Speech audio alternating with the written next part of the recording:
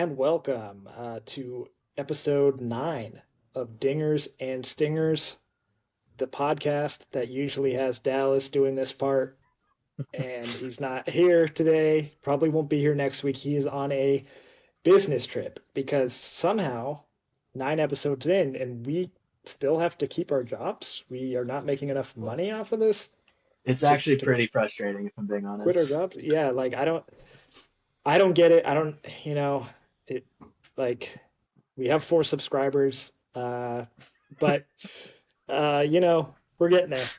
Yeah, If you are slowly but surely. watching, if you are watching, we appreciate it. Thank you.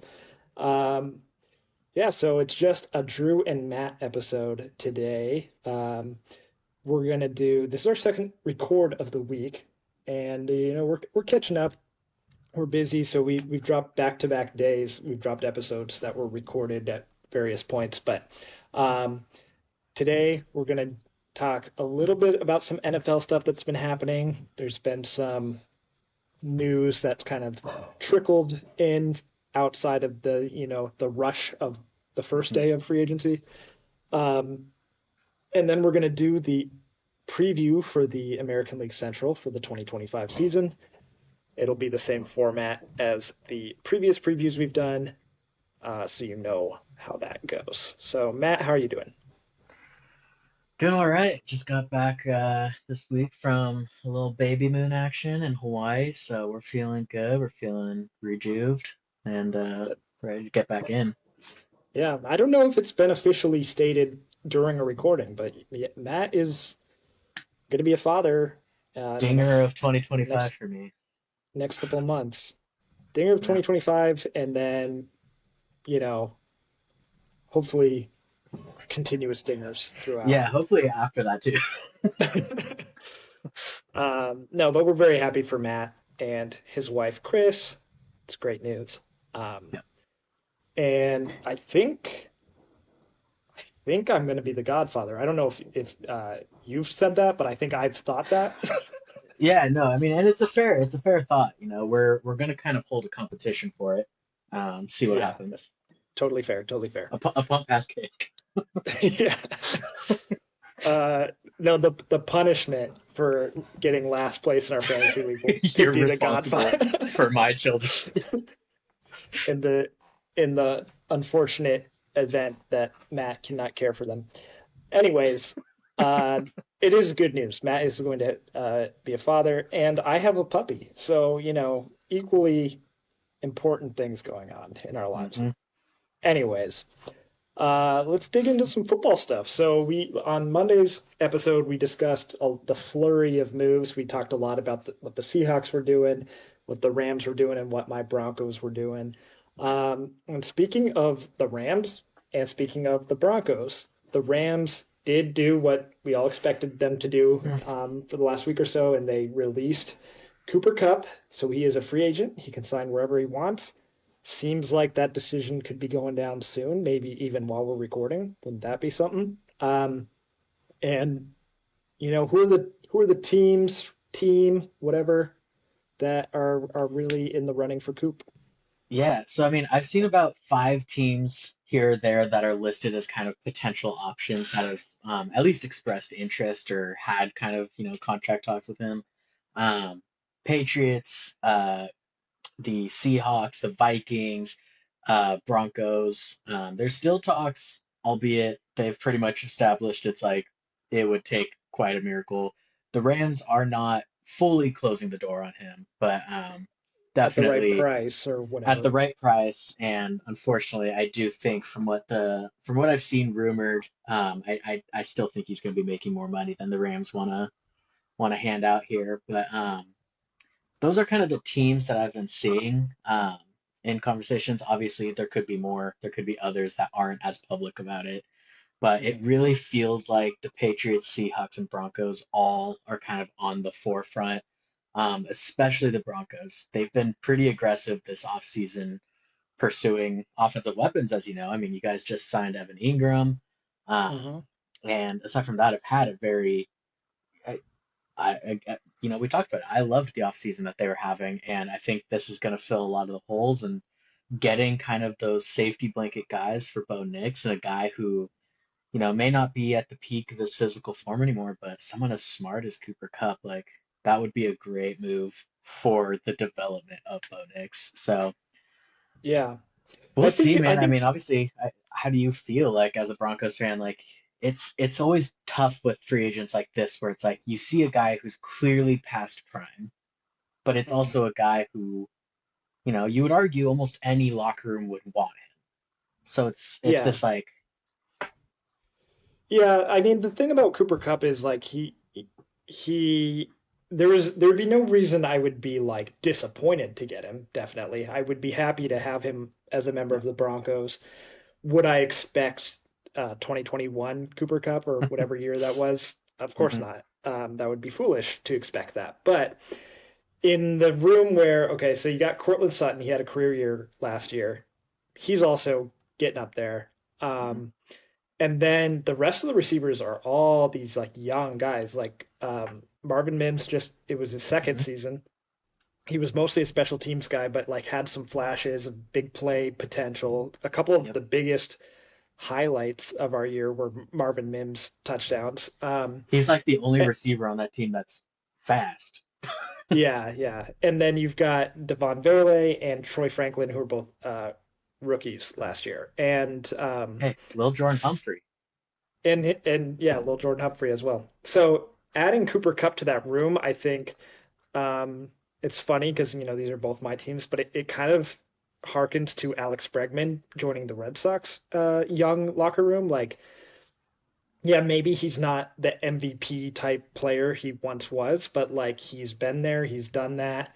He's won a championship. He can be like a mentor, a veteran presence, and let's not discount his skills still. Like he'll still Mhm. be, I believe whoever signs him will get a productive receiver out of Cooper Cup as long as he can stay on the field, which Yeah. obviously has been a struggle the last few years, but like it's football. That can be anyone's struggle at any given moment.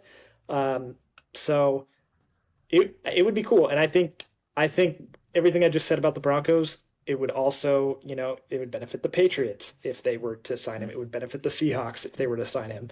Um, these are teams with, the Patriots case, it's kind of similar, young quarterback. In the Seahawks case, it's like a quarterback who just showed his best year ever, and like let's hope we can build on that. And just had It, mass exodus of receivers, right? Like right. they need they need warm bodies. bodies. Yeah. So um, it'll be interesting to see how it goes down. As a Rams fan, out of those four teams you mentioned, we'll throw the Vikings in there too. Yeah. Which one would you be most excited to see him play for, and which one would you be least excited? Least excited absolutely has to be the Patriots. I don't want him to just become another white slot receiver for the Patriots. It Uh-huh. feels cliche. I don't like the Patriots. So I think I'd prefer to keep him out of New England. And, I saw a thing that was like, the Patriots really want him, but he may be pricing himself out of New England. And I think the price that I've seen was like 12 million a year or like 15 million a year or something. And the Patriots right now have like 102 million in cap space. And it was like, sure, sure. Yeah, that makes sense, honestly. Just like why not, give And they your don't have young that number one receiver guy right now. Like I think he would go to New England and be yeah, their guy. yeah. And I mean, Uh, I think the best scenario for Cooper Cup is to go to like a team with a young quarterback. Like you're talking about a guy that can just like expedite the development of a young quarterback so much because of how much Cooper Cup knows. I mean, people outside of the Rams sphere might not know this, but Cooper Cup is probably the only player I've ever heard of having his own office at the team headquarters. Like the Rams Russell gave, Wilson had that too, but that it was for didn't. different reasons. Right, it wasn't quite the same. Yeah, so Cooper Cup was given his own office because of the fact that he was constantly there working on film, working on different things, studying, mentoring, taking in the younger guys. They dedicated an entire office for him. And so when you're talking about having kind of a coach on the field for some of these young guys, I think the Broncos would be a perfect spot for him. I think the Vikings would be a perfect spot for him. I mean, you think about that wide receiver trio, Justin Oof. Jefferson, Jordan Addison, Cooper Cup, like that would be pretty gnarly for JJ McCarthy. And even Seattle, I mean, he's from Washington, he's from the area. To see him Mhm. kind of get to go home and play for his home team, biasly get to play for Sam, which I would love Sam to get some more weapons, but Maybe get some revenge 2 times a year, at least an opportunity for revenge 2 times a year. I don't want revenge. I don't want revenge. So Yeah, I think if I had to pick a place for him to go, I think the Vikings make the most sense in terms of Kevin O'Connell knows Cooper Cup, and Cooper Cup knows Kevin O'Connell. Um, they are clearly, they didn't bring Sam back because they wanted to invest that money into the roster around JJ McCarthy. Here's just another opportunity to do so. But honestly, I do think I just have this gut feeling that he could end up on the Broncos.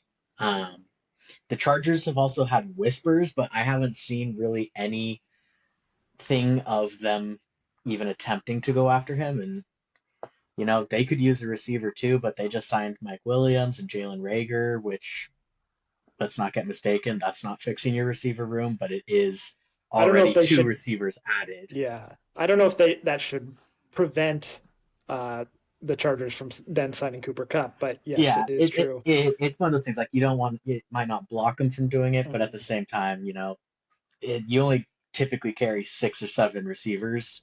They already re-signed 2 just this Yeah, offseason. yeah. It. And the quote from Adam Schefter on a radio appearance was, "He would like to be in Denver."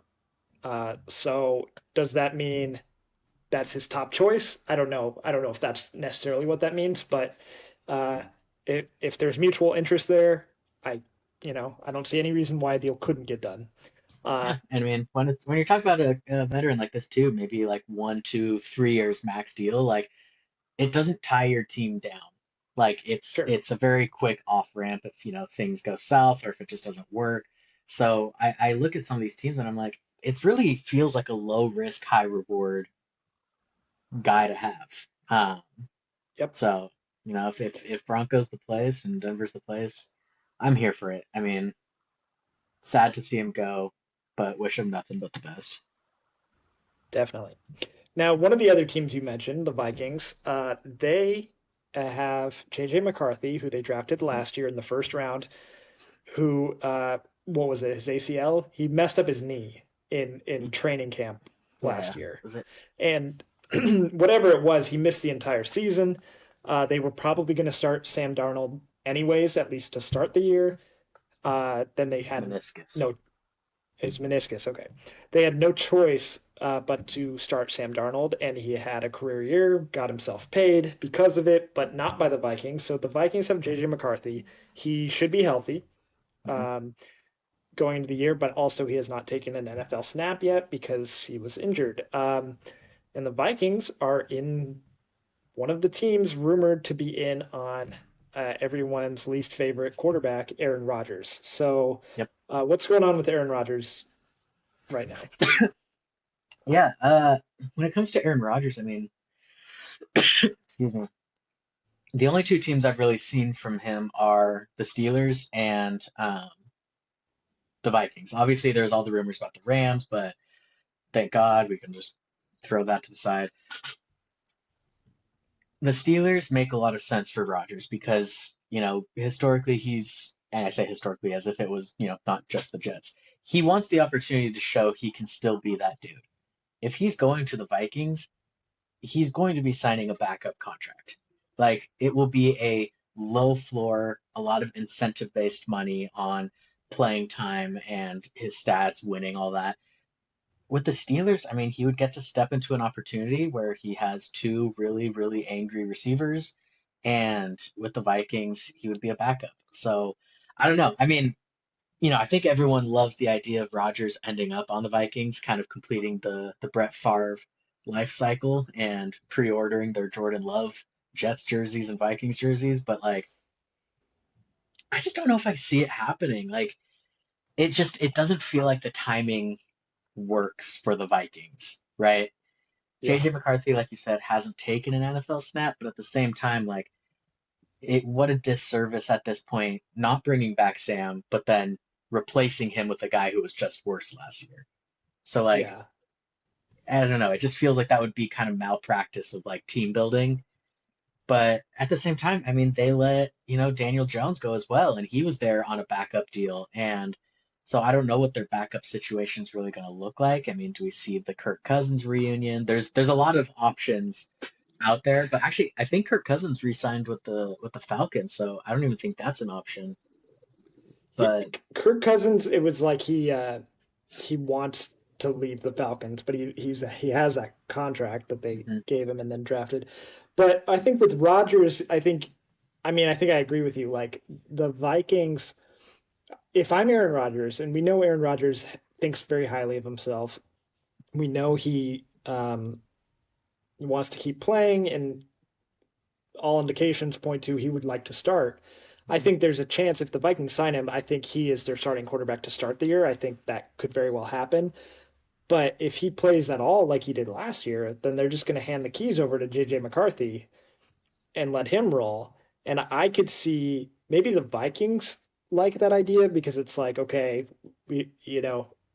kind of widen the net, give yourself more chances. But I think Aaron Rodgers would maybe rather go to a team like the Steelers where they just got Mason Rudolph back. I don't think anyone really thinks Mason Rudolph's the starting quarterback in the NFL. So that's yeah, clearly like that's their guy to be the backup. mhm, So Aaron Rodgers going there, he would be the starter and his job wouldn't really be in danger. I mean, anyone can play bad enough to lose their job, but um, yeah, you go to a spot. Uh, they already had Pickens, and then they traded for DK Metcalf. Uh, they're, for the last while, they haven't been outstanding, but like they're always a solid team. They always have a winning record under Mike Tomlin. mhm, Like, I think that's the exact type of place I could see Aaron Rodgers going because he could play just fine, and it would not really change how I think about the Steelers. Like, it's interesting because they're one of the most prolific franchises in this sports history, but like they're such a nothing team these days. I know they made the big splash with DK, but like I don't know. Like I think that really makes a lot of sense in like a kind of a twisted way.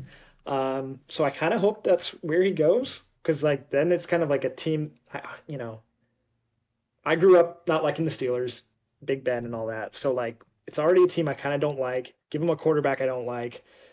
Put them up there in the AFC North, let them battle it out and see what happens. yeah, Versus the Vikings, I want the Vikings to vibes to stay up. Like they had good vibes last year. Obviously, uh, they only lost 3 games, but they were a wild card team because the Lions were just so good, and then they lost in the first round. And but like you got good vibes over there. Any team with good vibes already, you don't want to add Aaron Rodgers to that mix. yeah, yeah. I 100% agree. I think as funny as it would be to see him complete that Favre cycle, I just don't get.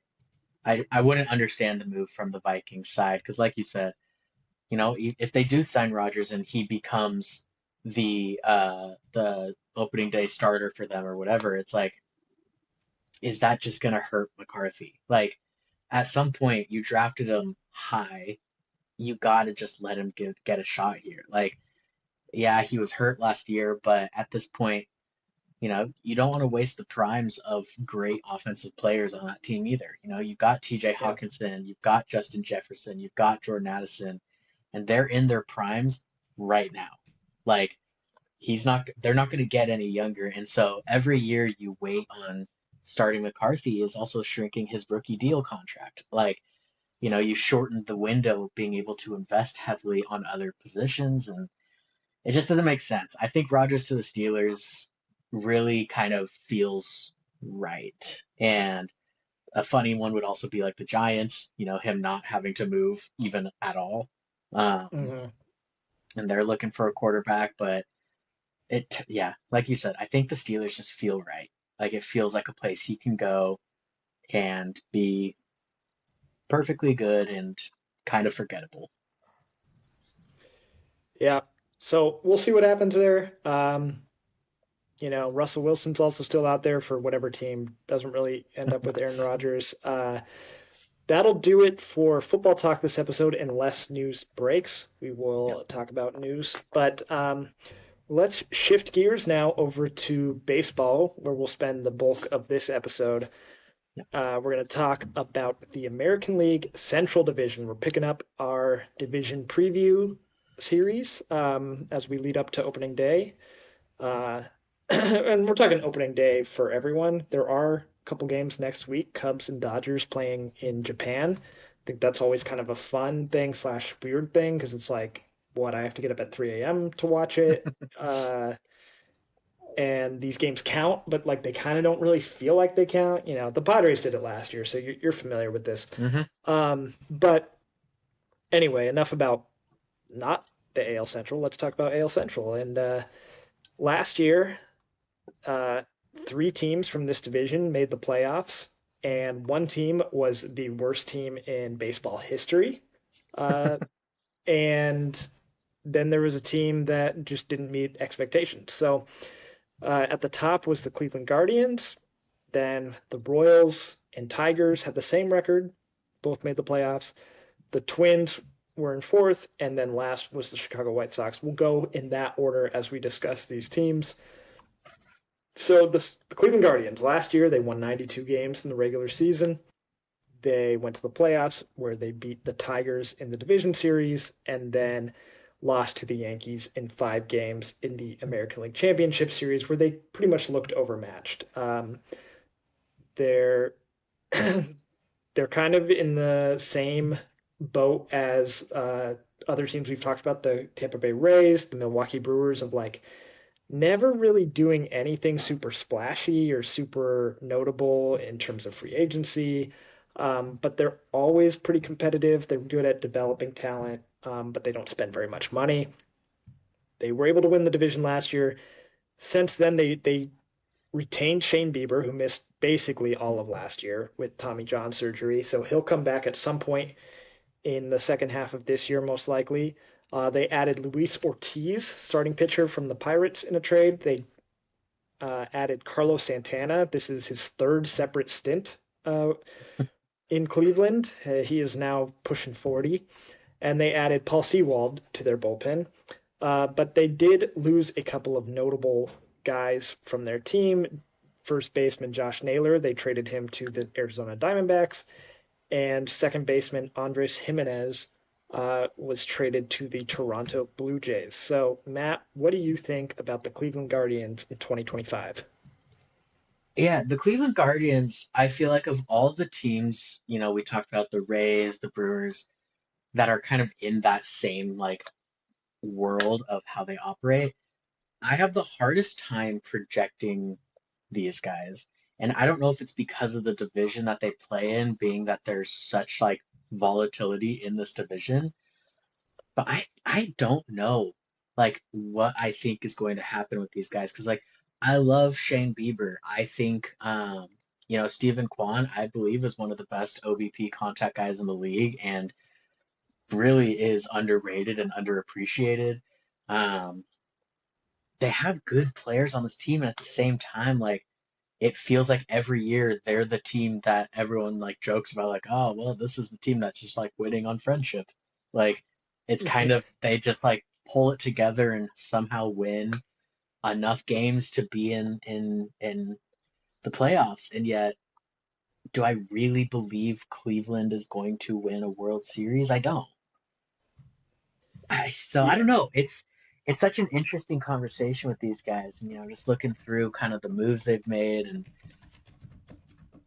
I don't know. And I look, and I look at this bullpen. It's good. If Emmanuel Clase looks like he did, he's obviously awesome. Paul Sewald, a little older, but he's also pretty solid. Um, the rotation's good if Tristan McKenzie can kind of come back to reality like he did those first few years. The last two have been tough. Mhm. I don't know. This team genuinely confuses me. I don't know. I don't know. Yeah, I think that's fair, and I think that's going to be kind of a theme from the division. Hmm. It is, in some ways, it's not a very exciting division, but in other ways, like this could be the most competitive division in terms of at least the top four teams all vying for playoff spots.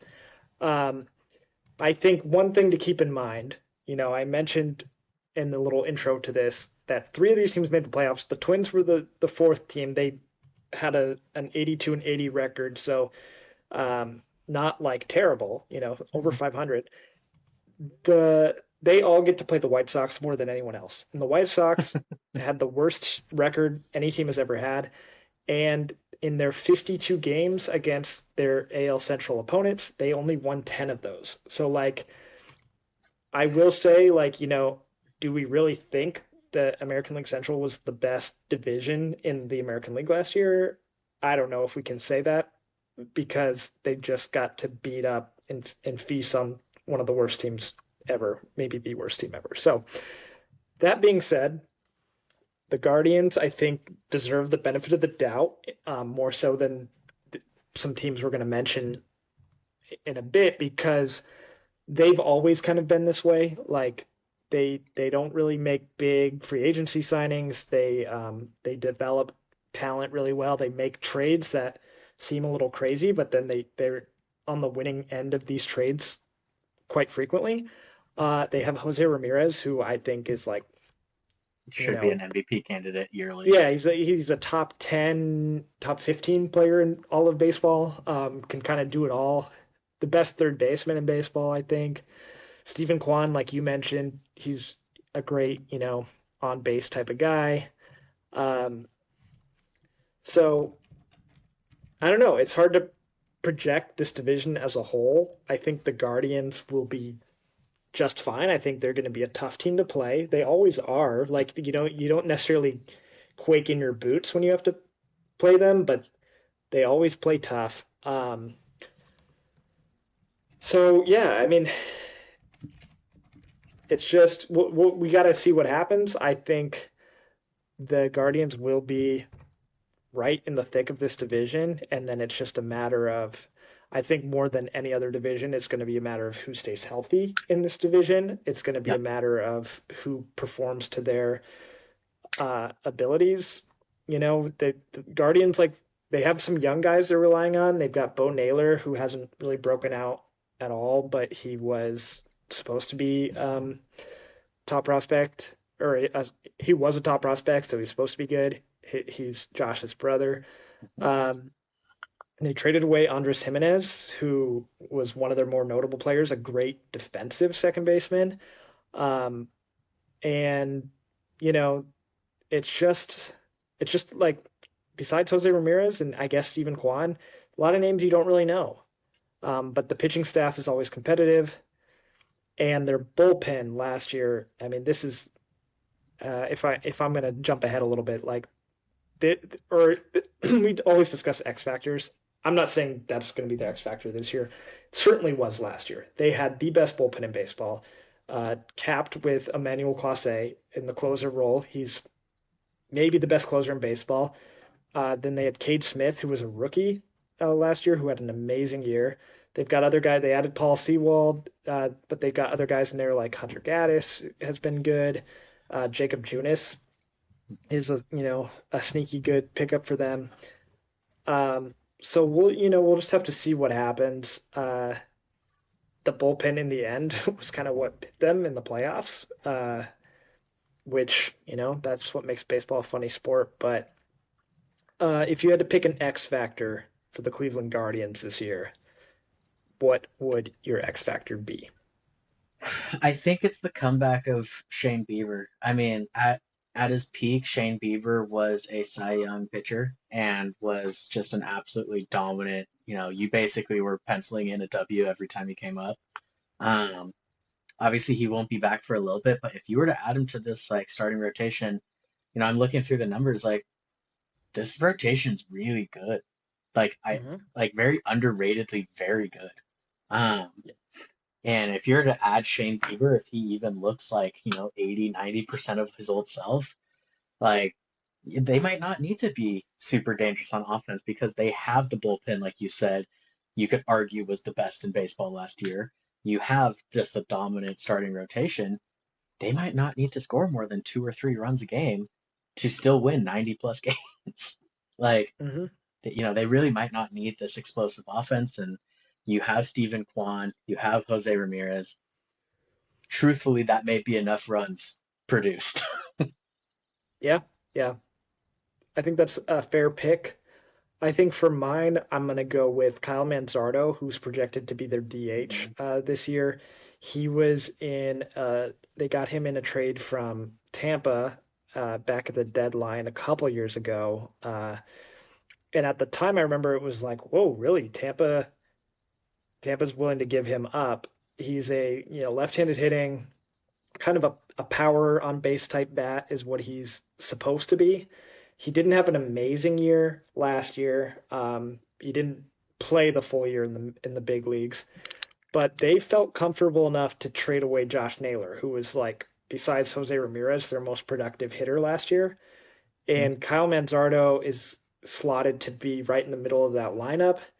If he can hit like he was expected to, um, when they got him, then I think this it really elevates the lineup as a whole because like we've already talked about, you got Steven Kwan at the top and then Jose Ramirez. You don't have to worry about those two guys. But then Carlos Santana, this is gonna be his age 39 season.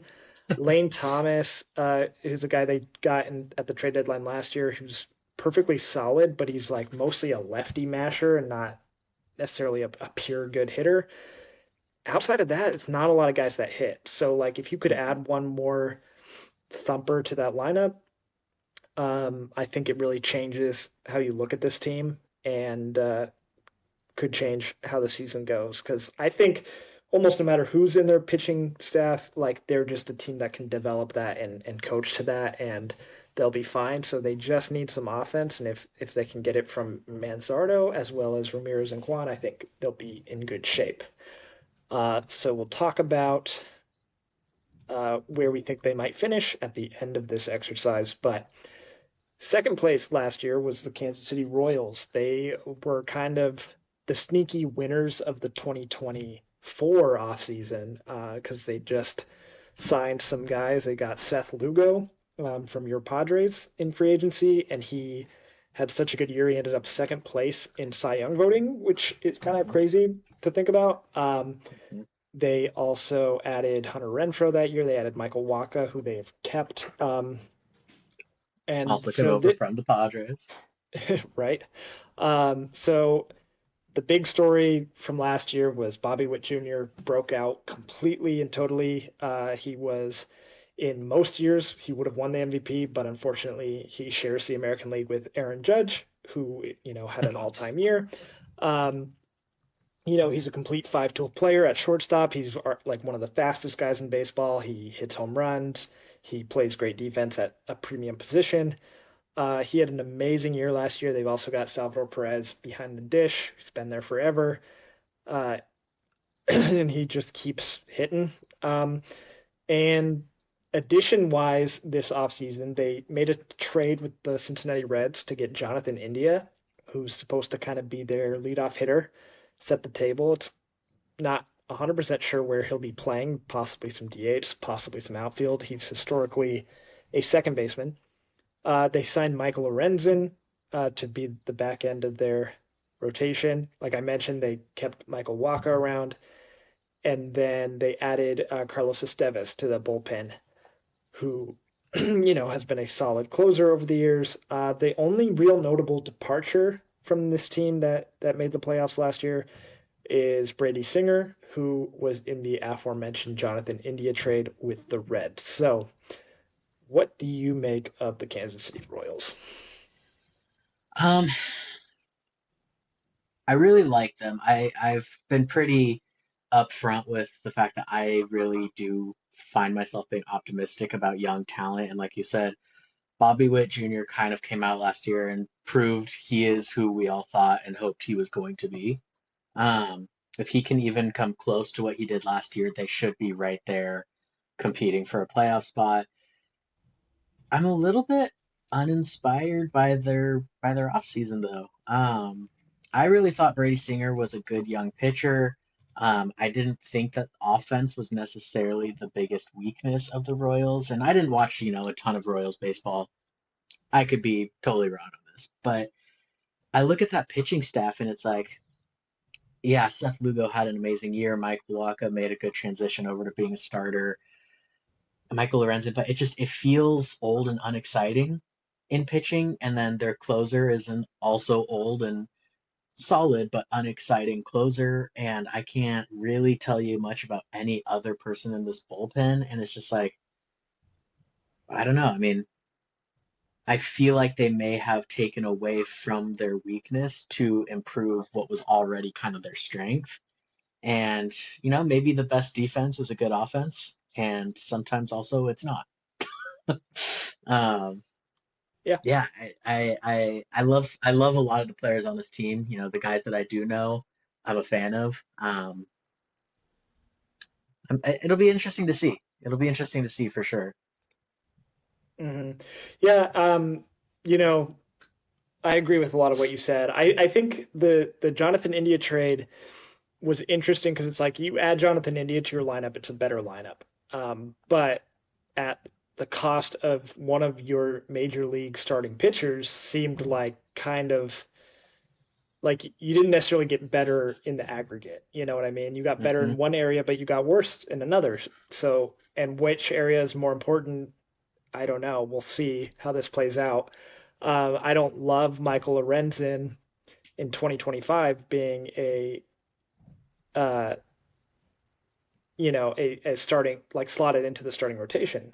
Hmm. But I do like Cole Reagans at the top. I think Yeah, he's their best pitcher. Seth Lugo had a great year, but I think uh, Cole Reagans is, he's a young yeah, stud. Um, the bullpen has some guy, it's a lot of bullpens. It's like, you know, names you don't necessarily know, but then you kind of dig a little deeper and it's like, whoa, these guys are nasty. Like Lucas Urseg was a trade pickup from them last year and just throws gas. Like so many people do nowadays, but it's like every time it's like a new guy. It's like, whoa, this guy, I think yeah. he touched triple digits a couple times. So, um, what concerns me about this team is they didn't really do a ton outside of the Jonathan India trade, which, like I already said, might not have improved the team as a whole. Hmm. So you're relying on Bobby Witt Jr. a lot, which I think is not a bad plan because he is one of the best players in baseball. But he had a 10.4 WAR last year from Fangraphs. That's like insane. Double digit WAR is just incredible season. Uh, right now, the Fangraphs projection has him at 6.9 for this year, It's just like may a seem steep fall off. crazy. Like that is still an amazing season. Like he'd still be one of the best players. But if you think about that, that's gotta let Toby bark a little bit. New puppies. That's not even the new one. That's the old one. Sorry. It's me. Hi. All right. We're good. She's just, she gets a little excited. Um, so anyway, yeah, Bobby Wood Jr. If he has a great year, which like let's even say it's above the projection. Let's say he has an 8 WAR season, which still makes him one of the very best players in baseball. Like Absolutely. that's still a drop from last year. And if no one else steps up and really improves this team, then they're not going to be as good as they were a year ago. Salvador Perez, he's one of the guys I really respect in baseball, and I think he has a real chance to be a Hall of Famer someday. But he's only getting older. They'll probably take him off his feet a little bit. He'll DH because they got Freddie Fermin as like their backup catcher, who's like solid enough to get some playing time. Yeah. What I The thing I really don't like about this team is their outfield, and I would have preferred, adding a guy like Jonathan India. I would have preferred if they added an outfielder. Yeah. Because India right now, according to Fangraphs' projected lineup, he will be their DH. Because they have a second baseman, Michael Massey, who's perfectly fine, but their outfield is in left MJ Melendez, in center Kyle Isbell, and in right Hunter Renfroe. Kyle Isbell is a solid defender who's never really been a good hitter, and that's okay by itself for a center fielder. Left field, MJ Melendez, he just was expected to be so much better than he's ever been. we're now going on like 4 seasons that he's played in the big leagues, and it's like, okay, at a certain point, maybe a player we just know who he is. He's also only gotten worse. Right. And then Hunter Renfroe has declined steadily, and um, last year was his worst season on record. So I really am not a fan of the outfield. I like the pitching, but like I don't love the pitching. Like I don't love the depth of the pitching. Um, Mhm. and so yeah, I mean, we're counting on Bobby Witt to put up another 10 more season, which I think he could do, but at the same time, that's a lot to count on, and not a ton of other guys um, that you can expect to step up. So didn't love their offseason. Um, I think last year was a lot of really, best case scenario stuff. So if that doesn't fall their way again, we'll see what happens. But do you have an X factor for their success this year? Yeah, I mean, I think they've clearly, shown like they're gonna go for older, steady, not so dominant pitching. And they want to lean in and try and improve this lineup. And if they're going to do that, I think one of the guys who I have always seen as someone who underperforms what I think he can be is Vinny Pasquantino. Um, Mm-hmm. had a solid year last year. Like by no means was last year a bad year. 262 batting average, 19 home runs, 97 RBIs. But I remember only maybe like 2 years ago watching videos from MLB Network talking about this guy like he was going to be the next Freddie Freeman at first base. Just a tall, high contact, lefty, good swing, like had all the makings of this great, player. And last year was, I would argue, his best season by a wide margin. But you would kind of hope for more if he's going to be kind of that second star next to Bobby Witt. And I don't know if that's their expectation, but I mean, I think if you could get another guy who just mashes and put him next to Bobby Witt, it only makes it that much easier for Bobby Witt to put up 10 more again. So, Mm. yeah, I Yeah. think Vanny Pasquantino. You know what, Matt? I 100% agree. He was my pick as well for their X Mhm. Factor because you're right. I think they do expect him to be the second best hitter in that lineup, and he is solid. He missed a chunk of games at the end of the season last year and came back for the playoffs, so he missed about 30 games. Um, he still hit 19 home runs. He still had 97 RBIs, Mhm. so pushing 100 while missing 30 games, that's not nothing. He doesn't strike out a ton for like a power hitting type of guy. Um, but he also doesn't get on base a ton, like, or he didn't last year. So while last year was like his best overall season, it was his worst on base season Yeah, in the big leagues, 315. And I think if he can like become the player that we all thought he would be, then I think that the Royals can go a lot farther. So he is my X factor as well. As we move to the next team that made the playoffs, probably the most shocking playoff team of 2024, hmm really made a run in the last month or so of the season after the trade deadline, even where they sold some parts. That is the Detroit Tigers. So um, they made that magical run. They beat the Astros in the wild card series. First time the Astros got knocked out earlier than the CS since 2016. Uh, then they added some guys. They added Gleyber Torres from the Yankees. He's going to be their second baseman now. They added Alex Cobb to the rotation. Tommy Kahnle got added to the bullpen, and then probably the most significant addition is they got Jack Flaherty back. So interesting. He was on the Tigers last year. They traded him to the Dodgers for at the deadline. He won a World Series, and then signed back with the Tigers, who are now a little bit better because of some of the pieces they got for trading him in the first place. And then departure wise, they didn't really lose anyone of note. And as my dogs decide to fight in the background, but yeah, so the Tigers they added those guys. They didn't really lose anyone. They also had the best pitcher in baseball last year in Tariq Skubal. And where does this leave them for 2025? Here's Hugo, everyone, by the way. Look at him. Look at him. Yeah, he's a puppy. He's a crazy guy. He went on his very first walk today because he's finally fully vaxxed. So Well, we love that's that for the him. King yeah. shit. So anyway, he's a big Tigers fan. He'd love to hear your thoughts on the Tigers. Yeah, I think the Tigers, to me, feel like they had the offseason I hope Kansas City would have, right? Like, to me, they did all the things that Kansas City didn't.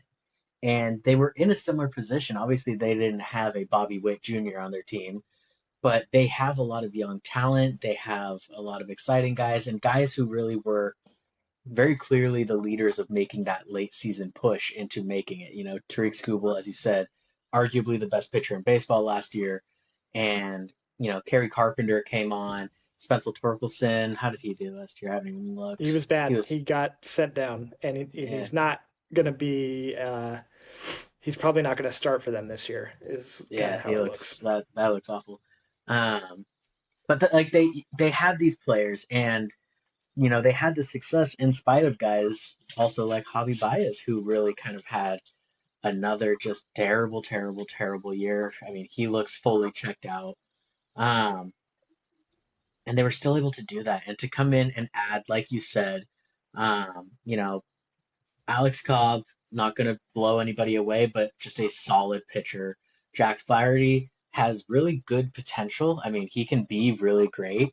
He can also be a little volatile, but then, you know, it just seems like they added veterans to a young team and in a way that seems more impactful. Um, all while not losing any of their core pieces. And so I really like Detroit, man.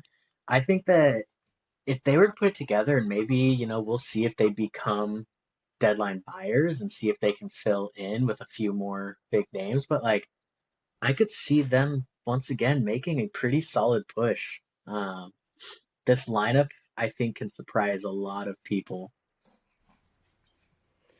Yeah, the Tigers. It's interesting you say how much you like their offseason. I thought it was okay. I like the addition of Jack Flaherty. Let me I say, like. let me say, that's in comparison directly to Kansas City. Is Yeah, this, sure. you know, is this a top five offseason? No, Yeah, not by a long shot. This is pretty middle of the pack, maybe above middle of the pack, but it's just, you know, in comparison to what's happening in division, I'm like, I like this. yeah, that's true. I think among the teams in this division that expect to be competitive, they probably had the best offseason. Simply by adding Jack Flaherty, honestly. But yeah, Alex Cobb is a good add as well. Tommy Kahnle is a solid arm, and Glaber was pretty good for the Yankees down the stretch. If you know, I don't necessarily love him moving to a bigger ballpark, but we'll see what happens. I think it's interesting because a couple of years ago they really went splashy in free agency and kind of as like an announcement of like, okay, the Tigers are back, we're going to be good again, and they signed Javier Baez to a big contract and they signed Eduardo Rodriguez to a big contract. Eduardo Rodriguez is no longer on the team because he opted out of that contract before last year. Javier Baez is on this team, but he's not expected to start, and he still has a few more years left. And it's really kind of seen around baseball as a pretty big disaster because Mhm. he just strikes out almost every time he's up. Um, that being said, there are I wonder if they got kind of scared off from being big players in free agency because they were in on Alex Bregman, and I guess they technically gave him a bigger contract offer than the Red Sox Mhm. did. It was just less annual average annual value. Um, but yeah, it's a lineup that I don't mind. A couple guys are going to be hurt to start the year. Parker Meadows and Matt Vierling, who are expected to be, guys in the starting lineup who won't be there to start the year. Alex Cobb will also start the year hurt, which is a bummer.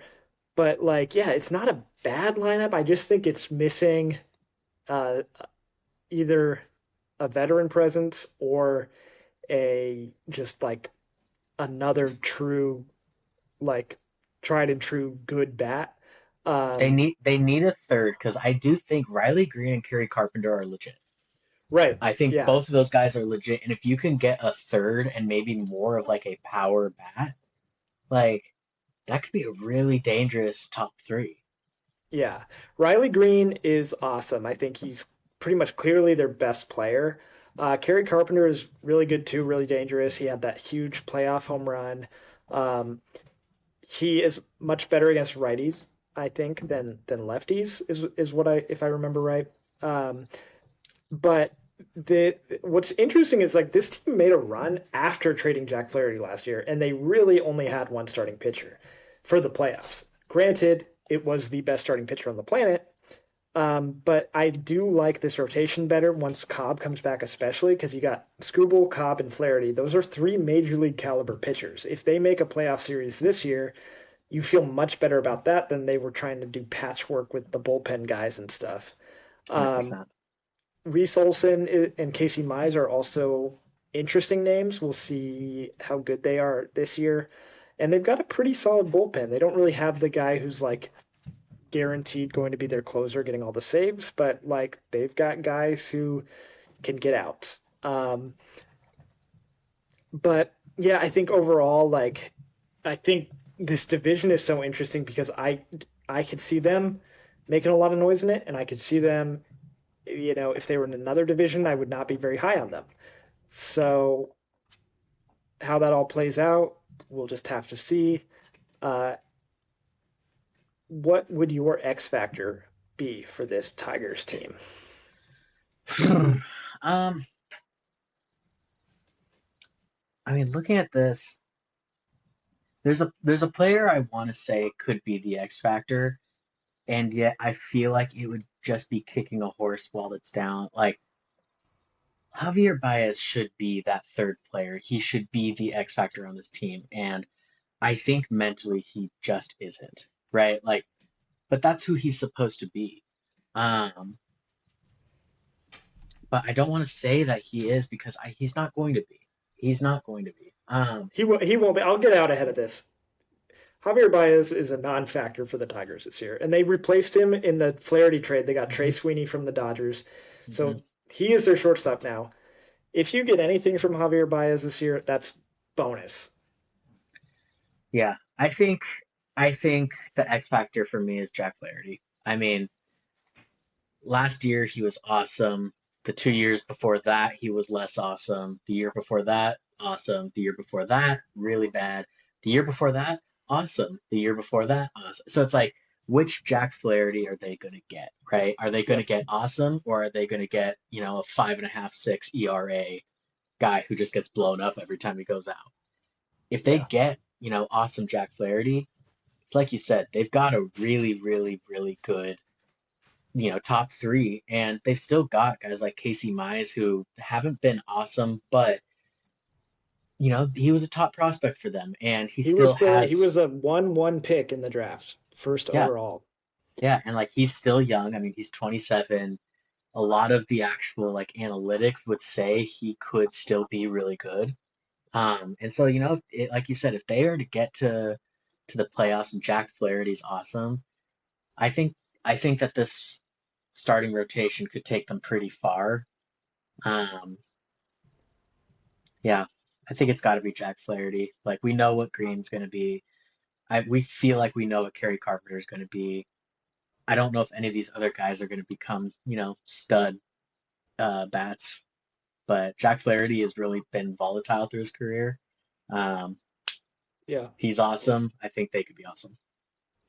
Yeah, I would agree. Like if Skubal, I mean, we expect Skubal to be Skubal, and then if Flaherty could also, you know, like be all-star caliber, I mean, that's better than a lot of teams already. Just Mhm. two guys like that.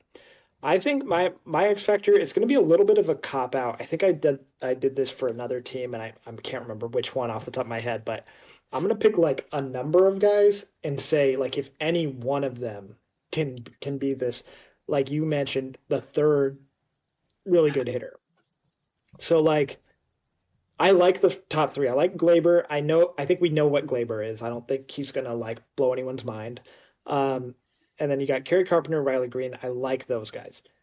Then if anyone from this group of Spencer Torkelson, who was awful last year, another guy who was the number one pick in the draft, um, he was really good in 2023. So like if he could find that form again, great.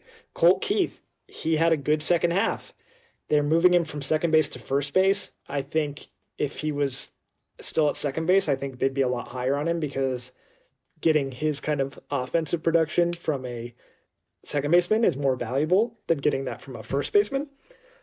Or Trey Sweeney, the shortstop that I mentioned, they got from the Dodgers. Uh, he was pretty solid when he came over. Can he step it up again? And then you also got Jace Young, the third baseman, who, they tried to get Bregman, so I don't know what that says necessarily about Jace Young. But you take any of those four guys, they're all pretty young. They've all shown potential or have had some kind of prospect pedigree. If one of those guys breaks out and Green and Carpenter stay at the level they're at or get better, then I think you think a lot differently about this Tigers lineup. It's got to be Torkelson, right? Like Yeah. it's supposed to be. It's Yeah. supposed to be. Yeah, and the game of baseball is kind of like decided that right-handed hitting power first basemen are not the move anymore. But if you hit enough, I think, Like you said, 2023, 31 home runs, 94 RBIs. yeah. So I'm not sure That what happened. plays. I mean, there are smarter people than me that can look at underlying metrics and things like that. Um, so I don't know, what went wrong for Torque last year, but I'm hoping for a bounce back from him. And if they get it, then I think he could be a big reason for their success. So moving on from the Tigers to a team that, if the Tigers excited people, the Twins really just disappointed people. They kind of hung around for most of the year and then just fell off completely in the second half. They've had some ownership stuff going on this offseason. They're up for sale. No one has bought them yet. Uh, what that meant for their offseason, they signed one notable major leaguer, if you want to call him that, Harrison Bader. Uh, they didn't really lose anyone though, but so they're basically rolling it back with a team that went 2 games over 500 last year, uh, which kind of disappointed. It was not that was not up to the expectations that they had for themselves or the league had for them. Missed the playoffs in or in a division that a lot of teams it was winnable. Um, so, given all that, what do you think about the Minnesota Twins? Yeah, I mean, when I look down their roster, I see a lot of players that I think are supposed to be really good, right? And I could be wrong, but is this not a team that struggled with their health last year? This is the poster child team for health because I'll just like cut Byron in for a second Byron here. Buxton, right? Like, Yeah, so their three best players, like assuming healthy, their three best players are Carlos Correa, Byron Buxton, and Royce Lewis in some order. huh? Those are three guys who just cannot, for the life of them, stay healthy for a 162 game season. Like, Mhm. but at their best, Are they three are awesome they players. they look like they can be like Carlos Correa at his very best looks like he could be one of the best shortstops in baseball. Byron Buxton at his very best is a five-tool stud, and Royce Lewis can hit home runs at a crazy rate when he's on the field. But they haven't stayed on the field. So Yeah. Because I was gonna say, I look at this team and like just on paper, I think to myself, this should be competing for the division title with Cleveland. Like this team arguably is more exciting looking than Cleveland. And yet mhm. every year it feels like they're not really that dominant, but I think it is just like the health. And I mean, who knows? I look at the pitching staff. I really like a lot of these pitchers. They've got solid pitching. my expectations would be higher for them than I think what they've been performing at. Like just straight to the point, like my Yeah. expectations would be that this is a good team this year. Yep. Yeah, and I think for a lot of last year, a lot of people, including myself, thought like this is the best team in the Central. So why Mhm. are they not winning the Central? That, is kind Not of even the not winning the conversation. Central, came in fourth. Right. Like, Right. that's I think what's crazy too. It's not even like they were like, oh, they were a close second. They just were fourth place. Yep. Yeah, and I'm looking at this roster and you're absolutely right. Like this roster, I would be more excited about my team looking at this roster than any of the previous three we just looked at. Um, like I said with those three guys, like that's higher end ability than anyone in the division besides maybe Bobby Witt. Um, Mhm. and then or Jose Ramirez too. But like you also got a guy like Matt Wallner, sneaky, really, really good last year.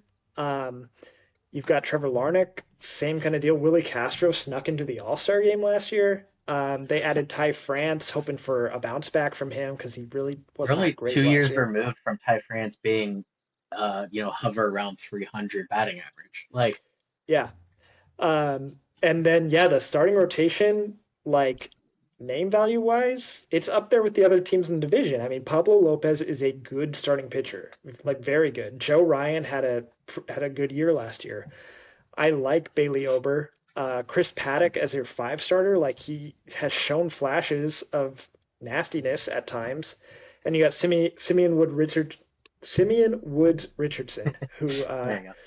was part of the Jose Barrios trade, I believe.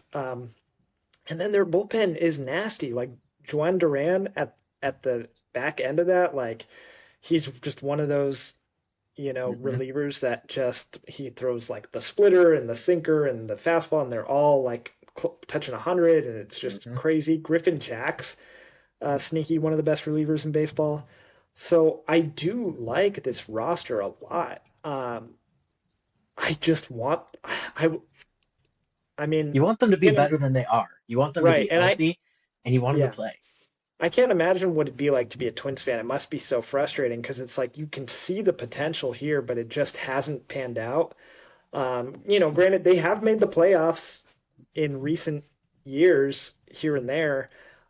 They famously had very little success in the playoffs. They finally won a series in 2023, but yeah, like last year was just so disappointing. But it also felt like a year where like a Murphy's Law year, everything that can go wrong will go wrong, and with the good luck that teams like the Royals and the Tigers had, if things kind of balance back to like just neutral, I could see the Twins getting back to the playoffs this year. And it would like, I think looking back, if anyone doesn't have that, they might be like, oh, I probably should have seen that. Yeah. I mean, and dude, I'll go on a limb here and say not just Twins fans, just Minnesota sports fans. Yeah. Like every Minnesota team is so exciting and has such like high hopes and prospects and just gets decimated in the first round of playoffs. Yeah. It's just like Or a teases a little Minnesota, bit. Like last year, the Timberwolves knocked out the Nuggets in the playoffs, and it was like, whoa, yeah. okay. And then And Anthony, they just and looked they fell dead. apart. And they fell Yeah. apart. And it's just, the Vikings literally only lost three total games and only lost to two teams, including the Rams in the playoffs. Like they beat every other team they played, and yet they couldn't beat two teams, and those are the two teams they would have had to play in playoffs. It just never seems to work out for Minnesota. It's Yeah. crazy. It's crazy. Yeah.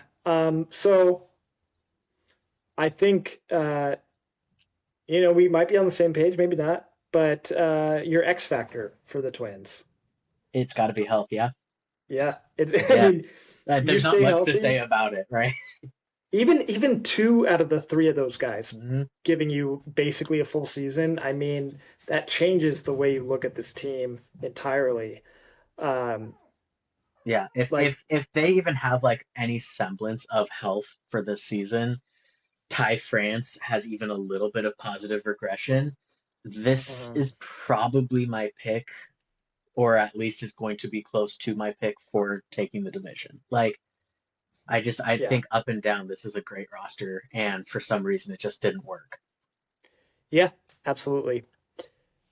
And there's not really much more to say about that. Just stay on Yeah. the field and play the baseball that we've come to expect from you, these players.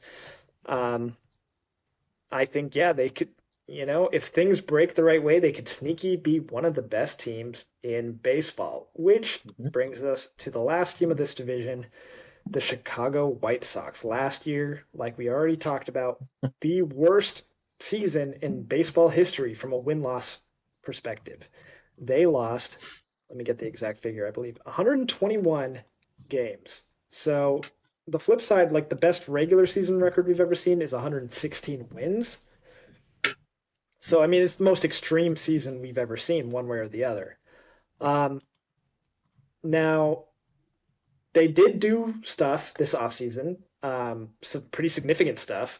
They will start with their departure, I guess, because their most significant move of the offseason was they traded Garrett Crochet, their lone bright spot from last year, to the Boston Red Sox. They've got kind of a haul of prospects for them. They got Kyle Teal, they got Chase Mydroth, they got Braden Montgomery, and then they've got Winkleman Gonzalez from the Red Sox. Other additions include starting pitcher Martin Perez. They added Mike Tauchman, outfielder. They added Josh Rojas, who's he's probably going to be third base, I think. He's penciled in at shortstop for them right now. That would kind of surprise me. But uh, they also added some guys on like minor league deals that are kind of notable. Like Joey Gallo is kicking around their spring training right now. He used to be quite good. They got Bobby Dahlbeck on a minor league deal. So, maybe some more names that you recognize on this team than last year. Um, but where does that leave them? Yeah, I mean, you look at the top additions to the team and you're like, okay, Martin Perez, not so long ago was pretty solid, had a decent, season with San Diego last year. Josh Rojas, you're like, okay. But then it's like, okay, so you lose Garrett Crochet.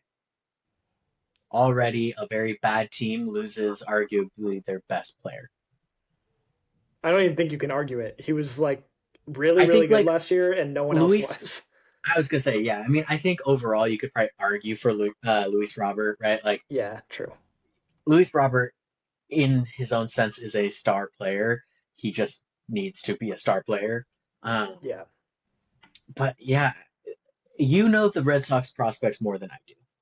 Mhm. Um, are any of them this year impactful? Like, I think Kyle Teal and Chase Mydroth will see major league time this year. But in terms of impact, I don't think it'll move the needle for this team as a whole for 2025. But I like the move and a long term sure, thing. sure. But yeah, So, with that being said, it's like on paper, what I see is a team that set the all-time loss record and maybe are worse, like yeah, initially worse, because if you're replacing uh, Crochet with Martin Perez,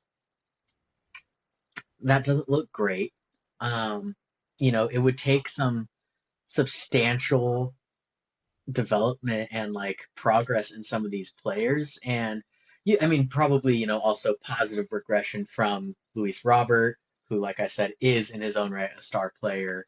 hmm But like, I mean, this team is worse than it was, in my opinion, this year, and I don't like I it.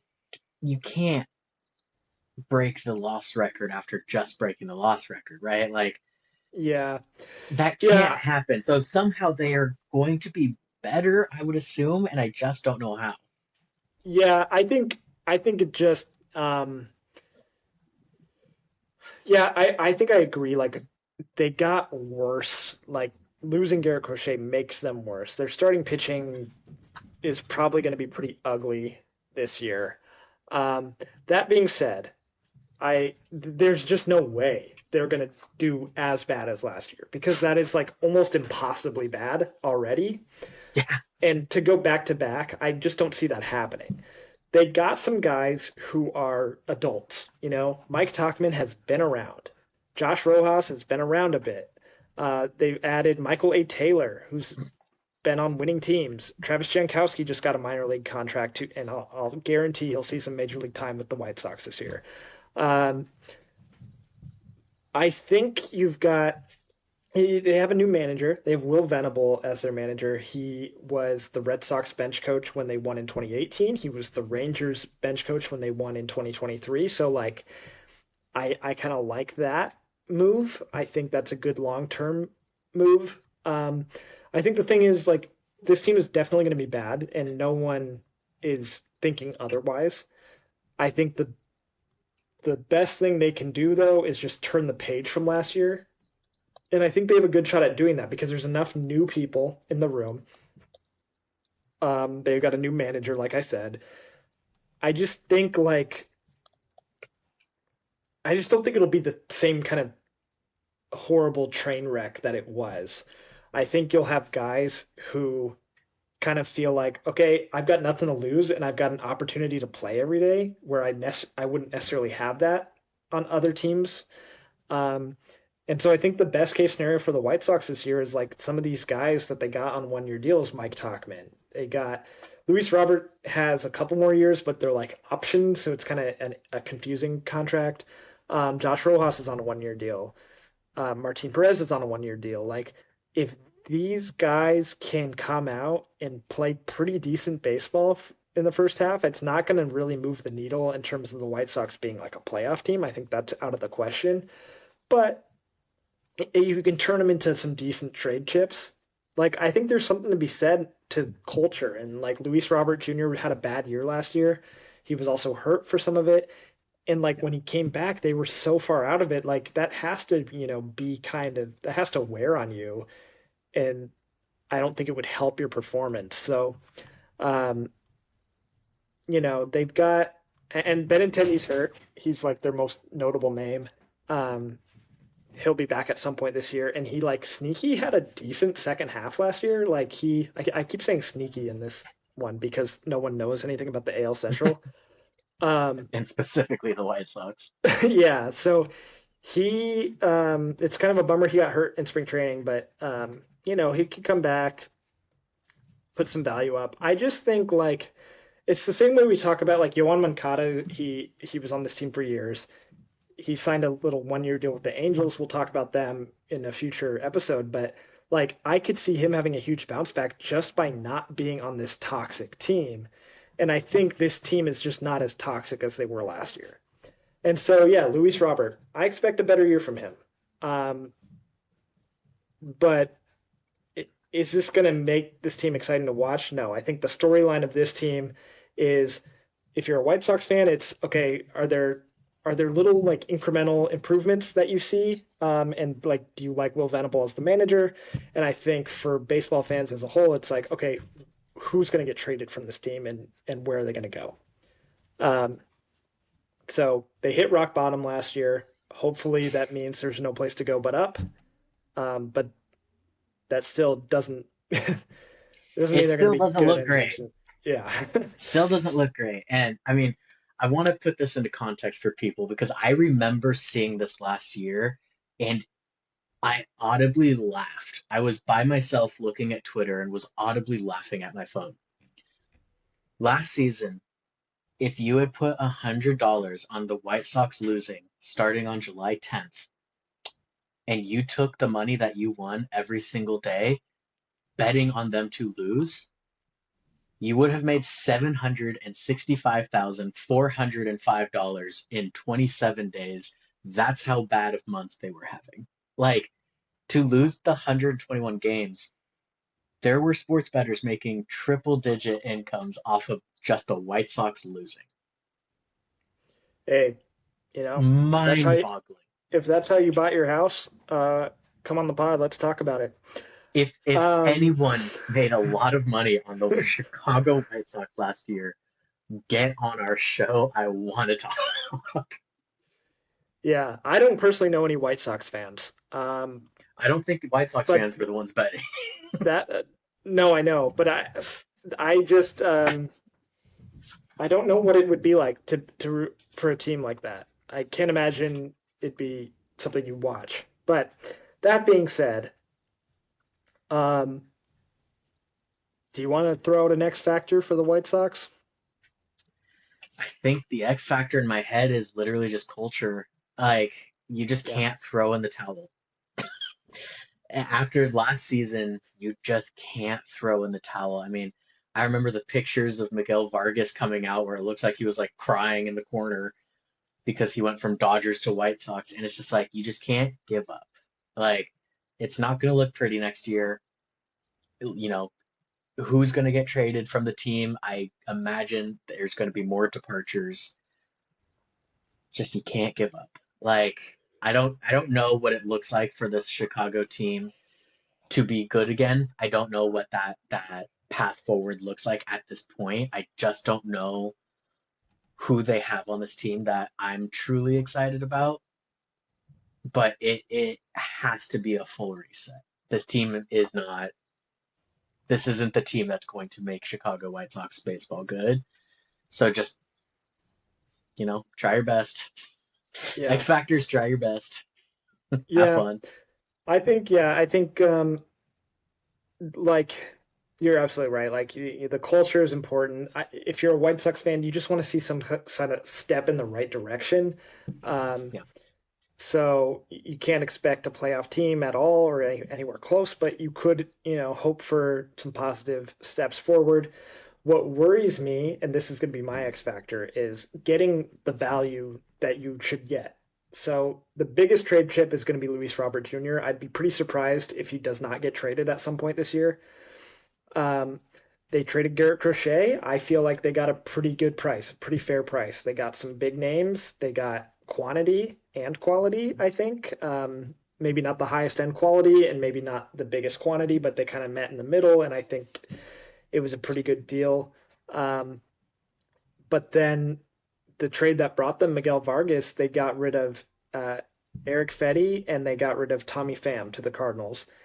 And it ended up being a three-team trade, and they got rid of two players, and they only got two players back. They got Miguel Vargas, and then I actually don't remember. They got someone from the Cardinals. I can't remember who, but like that to me is unacceptable. It's not like Tommy Pham and Eric Fetty were like blue chip pieces at the deadline, but like Yeah. you have to get more players coming in than you are sending out in a trade. So whoever gets traded this year, you just get like get the And value you can get for them, yeah, and and even that's a like successful kind of just season. bouncing off that is like you either have to get more players or a better player, right? Like, Hmm. you give up multiple pieces and like Miguel Vargas, like if you just look at his career numbers, this is not a guy you want playing so far, Yeah, right? Like I yeah, can't speak to how he is as a prospect or whatever, but like there's just not a single encouraging number from this stuff. He strikes out probably too much for a guy who doesn't hit, doesn't walk that much. yeah. I mean, is he like a superstar defensive guy? I don't know. No, I think the Dodgers. There's something in the water over there. They're good at developing players, and I think MLB and these media outlets they know that. So when they're ranking prospects, like Dodgers guys get ranked pretty high, and Miguel Vargas was one of those guys. But I also think you need to be wary of trading with the Dodgers because they don't part with the wrong guys very often. They Yeah, make big trades, but I can't think of any off the top of my head where they're like, oh, they really regret that one. Like in the recent years anyway, in the recent big ones. Um, so yeah, I mean, not it's kind of a funny thing to say you can never trade with the Dodgers, but like be wary of who they want to give up because they usually know better than most. And so we'll see what happens to Miguel Vargas. But yeah, so far in the major leagues, it has not been very pretty. Um, so that is the AL Central. How do you see it shaking out the final standings this year? it's It's a great question. I mean, we'll start at the bottom. I think it's the White Sox at the bottom still. Mhm. Um, I think, as I said, I think it would be insane for them to not have more wins purely based on just the inherent parity of sports. Mhm. It's hard to be the worst team ever twice in a row.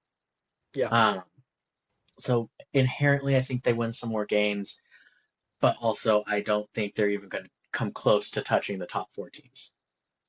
With that being said, I think after that, for me, I think it's so hard. It's so hard. As I said, I think it's we can such a agree volatile those division. these four teams, like last year, there was only 10 games separating first place from Mhm. fourth place. I think no matter what the standings are, it could be very similar to that this year. I 100% agree. I mean, it's nitpicking very few games, and I'm the idea of putting one of these four teams in fourth feels bad, but at the same time, you never know. I think for me, it has to be the Royals. I think they're the fourth place team. Like I said, I didn't love the offseason. If Bobby Witt really does come down to closer to his projected WAR, it's going to be a substantial fall off in terms of their overall numbers. So White Sox, Royals. I think I'm going to go Guardians, Tigers, Twins.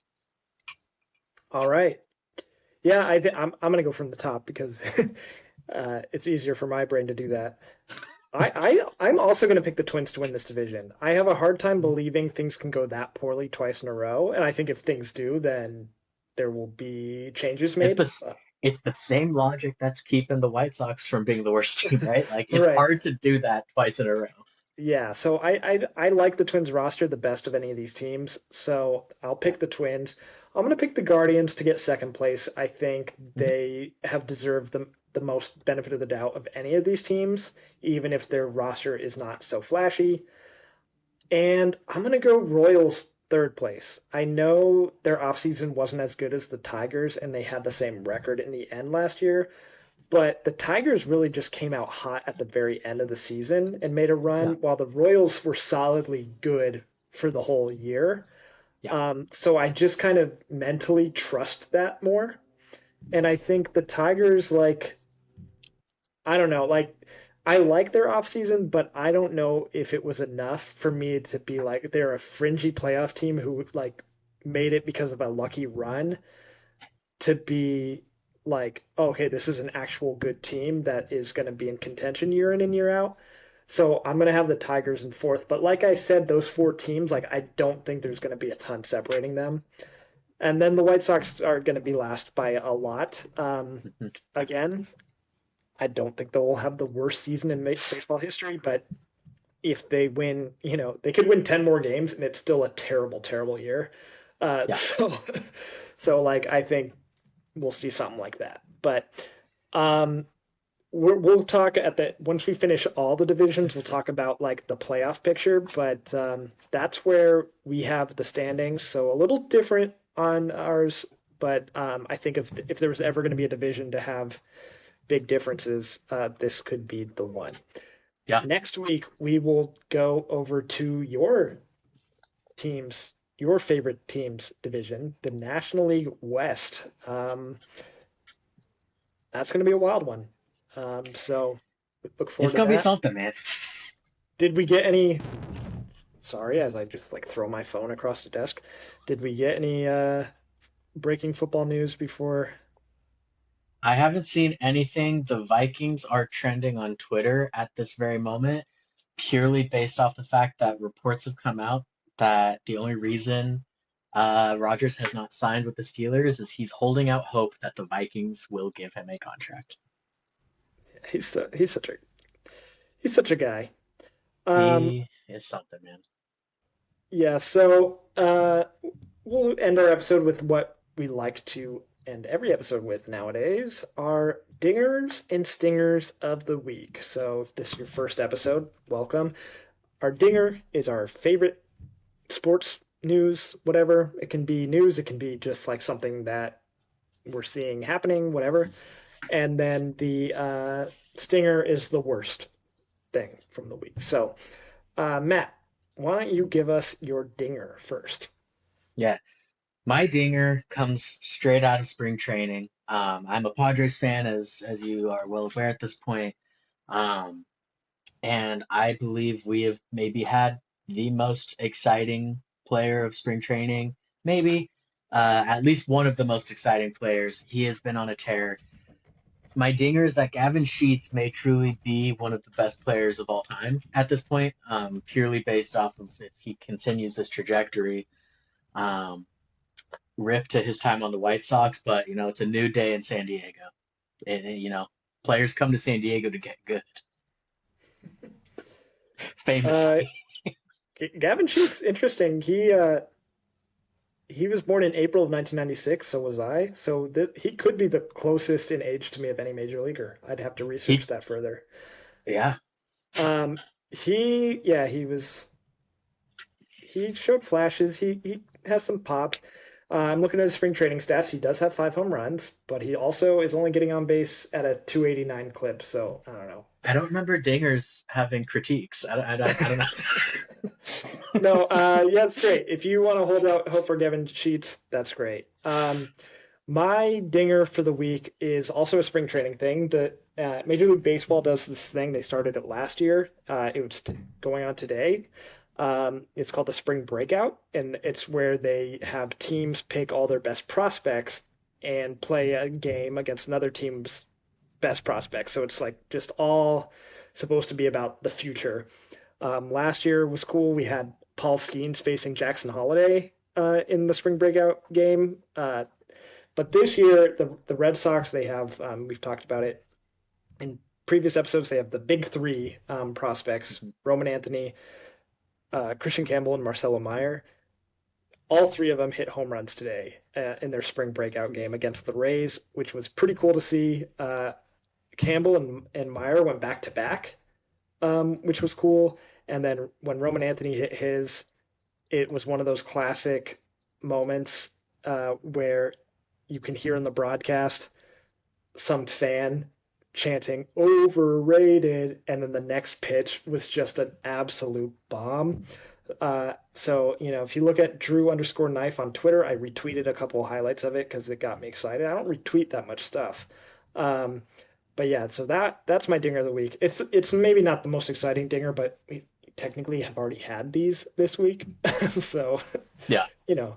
Um, and then my stinger of the week was something that was announced today is that the Rays are no longer going forward with trying to develop a new ballpark in St. Petersburg or Tampa, the area where they currently play.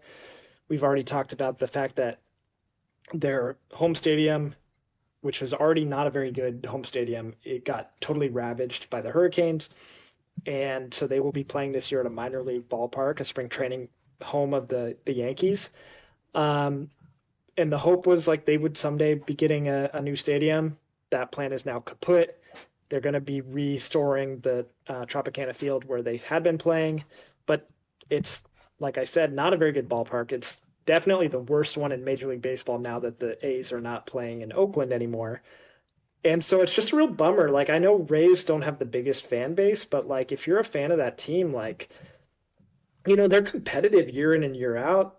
They're an exciting team, and just to not have a good place to see them play is a bummer. And with this situation, like the conversation about potentially relocating them at some point, uh, that you know that stinks. Whenever that happens, I mean, it's happening to the A's right now. It's a real bummer. Yeah. So I'm not a Rays fan or anything, but I just don't like seeing this happen. I would love for every team to have a nice stadium. I mean, we Red Sox fan, Padres fan, we don't have that problem. Two really really great ballparks to play games in. So Yeah. that's my stinger for this episode. What is your stinger? My stinger, semi-related to my dinger of the week, maybe justifies your critiques a little bit, is I've sadly pitched my whole hopes for this season on a guy named Gavin Sheets. Um, it feels like our team hasn't changed a ton from what it was last year. Maybe it's actually a little weaker, not sure. But we've got this platoon of guys, kind of fighting for this like first base, left field, DH kind of slot. We have like one spot in our lineup that feels pretty open with Profar gone. And right now it feels like Sheets is kind of the guy that's going to slot in there. And Lord knows the Padres would not have been who we were if Jerkson Profar wasn't who he was last year. Um, and if I'm expecting Gavin Sheets to become Jerkson Profar, I may be in for a longer season than I'm hoping for. I may be excited for football to start up again. So Yeah, we'll see. It just feels like the biggest like positive I've been seeing out of spring training is like, wow, look at this Gavin Sheets guy, and it's like, oh man, it's not even like Tatis is batting 500 with 8 home runs. It's like, no, Gavin Sheets with a 276 is like a bright spot of my spring training right now. Like, oh, it just feels good. Feels really yeah. good. And we'll talk about the Padres next week, as I already mentioned, but I Yeah. would meet you somewhere in the middle with that. I don't think your season relies on Gavin Sheets. I think the Padres still have a very good roster. Like we've talked about already, they were um, a team that came the closest to beating the Dodgers last year. So we'll see. We'll see how it all plays out, and we'll talk more about that division next week, as well as whatever football news strikes our fancy, or you know, wherever Aaron Rodgers ends up, wherever Cooper Cup ends up, we might have to talk about it. Until then, thanks for watching. Subscribe. We would love that. We'd love to get up to 5. I mean, if we get to Five would be six huge. subscribers, if we get to 6 subscribers by next week, I mean, I don't know. Like maybe we'll show nipple. I don't know. Uh, And you won't know unless you subscribe. So right, right. So yeah, we'll see you. Dallas will probably not be with us also next week, but rest in peace. he will be back for the AL West preview the following week because he has to be because the Angels, man, we got to talk about The Angels, man. it. All right, so we will see you next time. Signing off for now. Bye bye.